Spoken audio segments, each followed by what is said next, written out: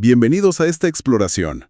Hoy vamos a tocar un tema que, seguro a varios les ha pasado, o al menos se lo han preguntado. Sí, es bastante común, ¿verdad? Totalmente. Imagínate, estás en tus vacaciones, ya sabes, desconectando por fin, y de repente, ¡zas!, te enfermas. O peor, tienes un accidente, y necesitas incapacidad médica. Uf, sí, la pesadilla. Exacto. Y ahí viene la gran duda. ¿Esos días que estuviste en cama, contaron como vacaciones? Ya los perdiste, se fueron. Es la pregunta clave. ¿Qué dice la ley en México sobre esto? Justo eso queremos desenredar hoy. Tenemos material interesante para analizar. Por un lado, la Ley Federal del Trabajo, claro, con un artículo específico sobre suspensión laboral. El 42, seguramente. Ese mero. Pero también hay una pieza que, digamos, ilumina mucho el camino.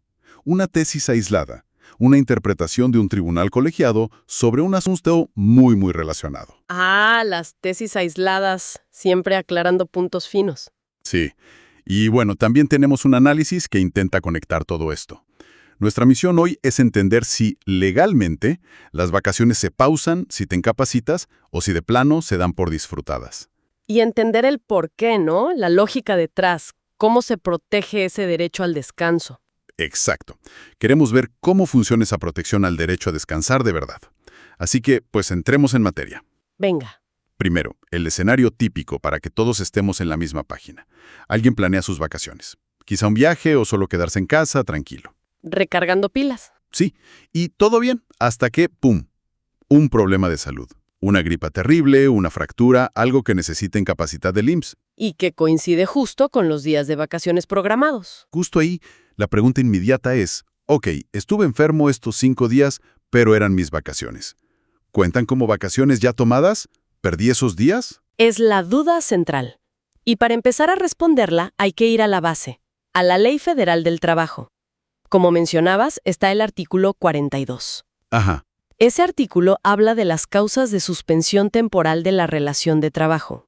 O sea, cuándo se puede poner una pausa sin que sea responsabilidad ni del patrón ni del trabajador. Y una de esas causas es la enfermedad, ¿no? Correcto. La fracción segunda dice: la incapacidad temporal ocasionada por un accidente o enfermedad que no constituya un riesgo de trabajo. O sea, una enfermedad general, común y corriente, digamos. Ok, enfermedad común. ¿Y qué significa suspensión en este contexto? ¿Qué se suspende exactamente? Bueno, según la ley, lo principal que se suspende son dos cosas: la obligación del trabajador de prestar el servicio. O sea, de ir a trabajar. Exacto. Y la obligación del patrón de pagar el salario. Ojo, el salario directo. Ah, ok.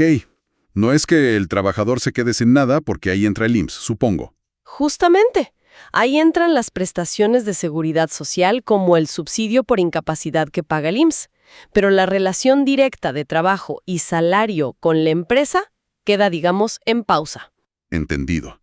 Se pausa a ir a trabajar y recibir el sueldo de la empresa.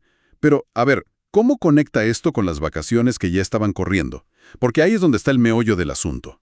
Ahí es donde se pone interesante y entra la tesis aislada que mencionaste. La pieza clave. Sí. A ver, una tesis aislada, para que quede claro, es una interpretación que hace un tribunal sobre un punto legal. No es ley obligatoria para todos como un artículo, pero sí es un criterio importante. Pesa mucho. Es como una guía de interpretación, ¿no? Exacto, una guía con peso. Y la que nos interesa aquí es la que tiene el registro 2036. El título ya nos dice mucho: vacaciones, descuentos improcedentes al NA en caso de faltas por enfermedad o accidente. Descuentos improcedentes. ¿Suena a que no se pueden quitar vacaciones por enfermedad? Justo eso. Lo que analizó este tribunal fue si un patrón podía, legalmente, descontarle días de vacaciones a un trabajador porque éste había faltado antes de empezar sus vacaciones debido a una incapacidad médica. ¿Ah? O sea, faltaste por enfermo la semana pasada y ahora que te vas de vacaciones, te quito días por eso. Esa era la pregunta. Y la conclusión de la tesis fue un rotundo no.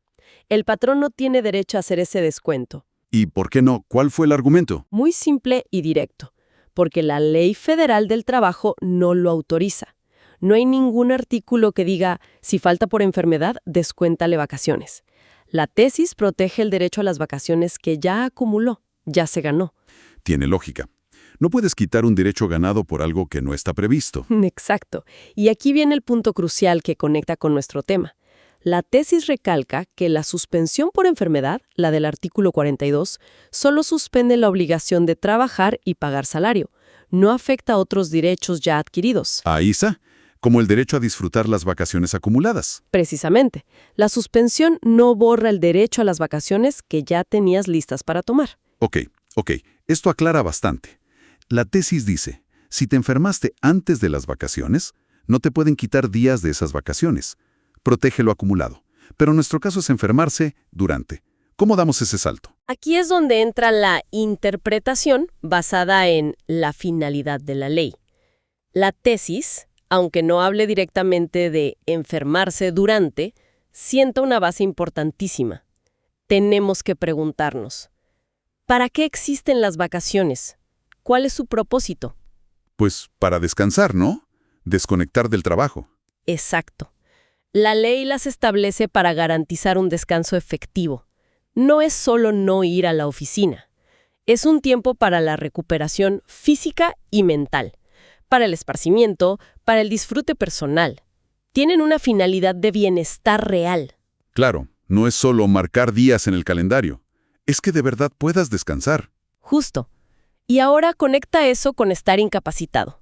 Si estás en cama con fiebre o recuperándote de una cirugía o con un brazo roto, ¿estás realmente descansando en el sentido vacacional? Pues no. Estás enfermo, estás sufriendo, concentrado en recuperarte. Exacto. No estás disfrutando, no te estás esparciendo, no estás recuperando energías para volver al trabajo de forma positiva. Tu tiempo y energía están enfocados en la recuperación médica. Entonces, el propósito de las vacaciones no se cumple. No se cumple en absoluto.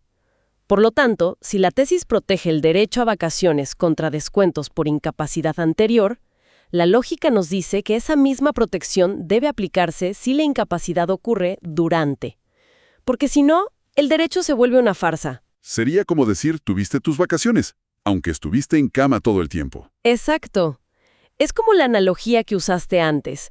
Cumpliste con sentarte a la mesa, pero no pudiste comer. Aquí sería, tuviste los días libres, pero no pudiste descansar. Por eso, para que el derecho sea efectivo, la interpretación lógica es que la incapacidad interrumpe el goce de las vacaciones. Entonces, sí se pausan. Esos días de incapacidad no deberían contar como vacaciones disfrutadas.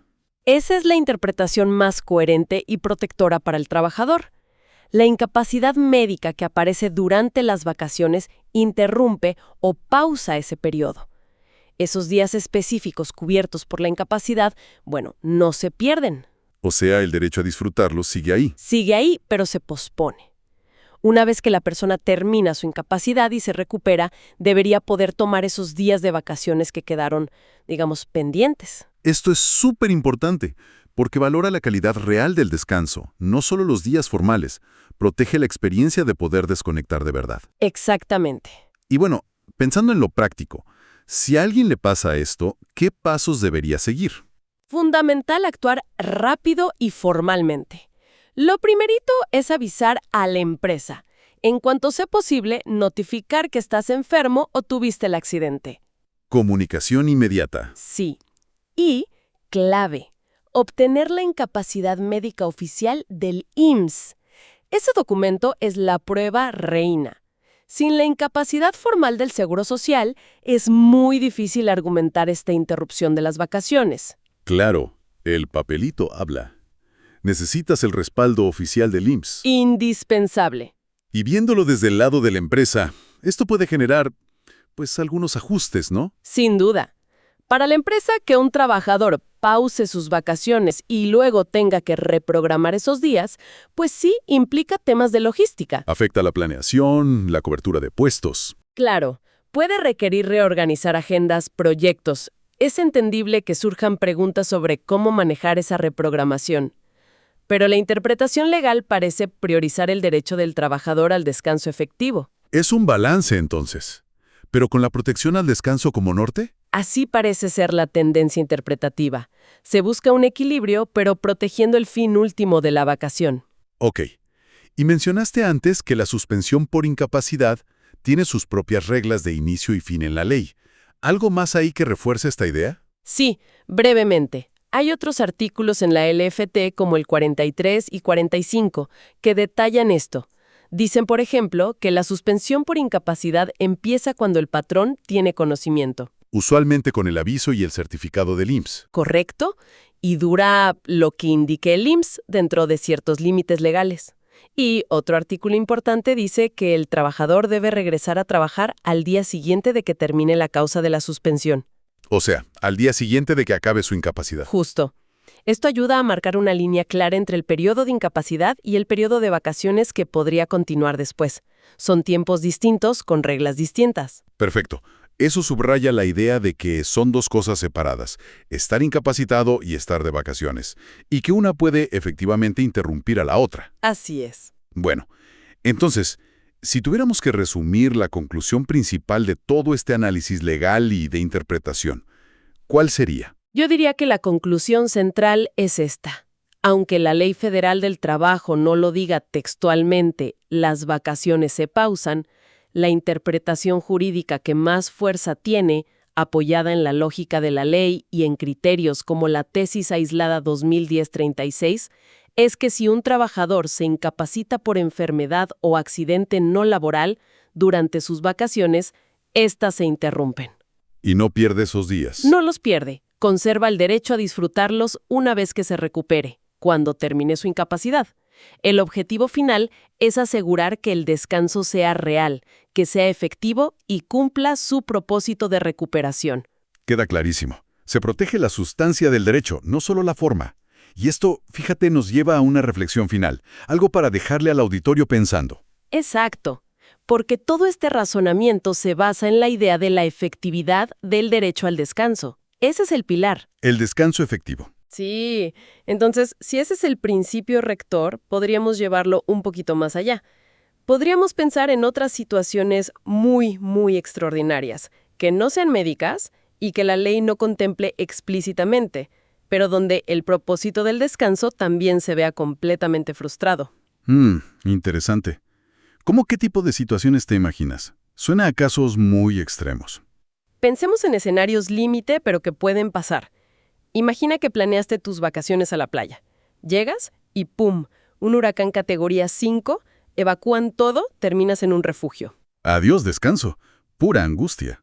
O una emergencia familiar gravísima e imprevista. Un accidente serio de un familiar muy cercano que exige tu presencia y atención total, justo en tus vacaciones. En esos casos, no estás médicamente incapacitado, pero estás descansando, estás disfrutando. Para nada.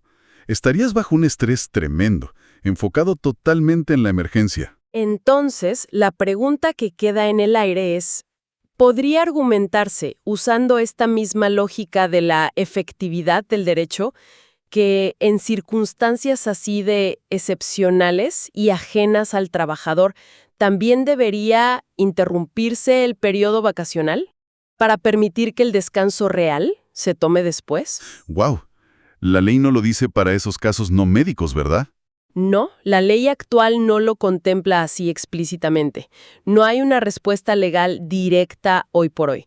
Pero la lógica que protege el descanso en caso de enfermedad, pues teóricamente podría intentar extenderse. Es para reflexionar, ¿eh? Totalmente. Es algo sobre lo que pensar. ¿Hasta dónde llega esa protección al derecho a un descanso que realmente repare? ¿Qué define que un descanso sea efectivo? Es una frontera interesante, quizá para futuras discusiones o cambios en el derecho laboral.